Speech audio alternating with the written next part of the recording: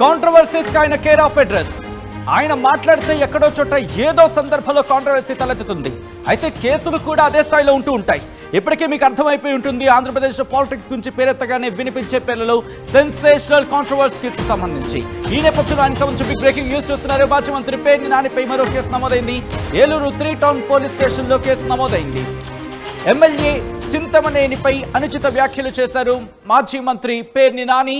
పేర్ని నాని రెచ్చగొట్ట వ్యాఖ్యలపై పోలీసులకు రవి అనే వ్యక్తి ఫిర్యాదు చేశారు. నానిపై బిఎన్ఎస్ యాక్ట్ 353 సబ్సెక్షన్ 2, 351 సబ్సెక్షన్ 3 కింద కేసులు నమోదయ్యాయి. గత కొద్ది రోజులుగా దెందులూరులో టీడీపీ వైసీపీ మధ్య గొడవ తలెత్తుతోంది. ఈ నేపథ్యంలోనే పేర్ని నానిపై కేసు నమోదుతో ప్రస్తుతం అక్కడ రాజకీయాలు హీటెక్కాయి. కొద్ది రోజుల క్రితం, ఇన్ఫాక్ట్ చెప్పాలంటే కొద్ది గంటల క్రితం మాజీ మంత్రి పేర్ని నాని అక్కడ రాజకీయాల మీద సెన్సేషనల్ వ్యాఖ్యలు చేశారు. ఈ నేపథ్యంలో ఆయన చేసిన వ్యాఖ్యలు కాస్త ఇబ్బందికరంగా ఉన్నాయి, అభ్యంతరకరంగా ఉన్నాయి, దాంతోపాటు రెచ్చగొట్టేలా ఉన్నాయి అంటూ కూడా ప్రస్తుతం కేసు నమోదైంది. ఈ నేపథ్యంలో అసలు ఇంతకీ మాజీ మంత్రి పేర్ని నాని చేసిన వ్యాఖ్యలేంటి, ఆయన చేసిన వ్యాఖ్యలు ఎందుకు అంత సెన్సేషనల్గా మారాయి, కేసు నమోదయ్యేంత వరకు ఎందుకు వెళ్ళాయి, ఇంతకీ ఆయన చేసిన వ్యాఖ్యలేంటి ఇప్పుడు చూద్దాం. ఆడెవడో మా తోటలోకి వస్తే మీరు ఎందుకు ఊరుకుంటున్నారు? కర్రలతో రాడ్డులతో తాగి వస్తే బీరు సీసాలు తీసుకొచ్చి అక్కడే తాగుతుంటాడు. మీ డిఎస్పీ గారి ముందే, మీ సిఐ గారి ముందే, మీ ఎస్ఐ గారి ముందే ఆడు బీరు సీసా తోటలో మా తోటలోకి వచ్చి తాగుతూ పక్క కర్ర తిప్పుతూ ఉంటాడు. రండిరా ఎవడో తోటకి ఎక్కడరా చెట్టు అంటున్నాడు. మీరెందుకు వచ్చారు? ఏం చేద్దామని వచ్చారు?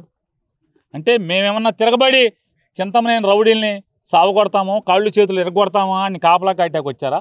ఆడికి రక్షణగా వచ్చారా? దేనికి వచ్చారు మరి? ట్రెస్పాసింగ్ కాదా?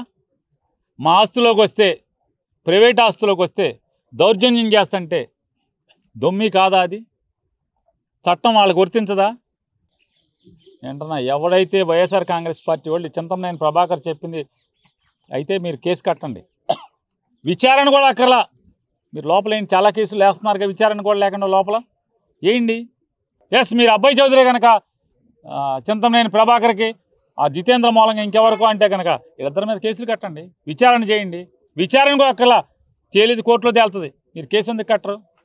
కేసు కట్టకుండా ఈ రకమైనటువంటి బరితెగింపు అచ్చోసిన ఆంబోతుల్లాగా చేలో పడి మేసే పరిస్థితిలో ప్రైవేట్ ఆస్తుల్ని ధ్వంసం చేసే పరిస్థితులు ఉంటాయి.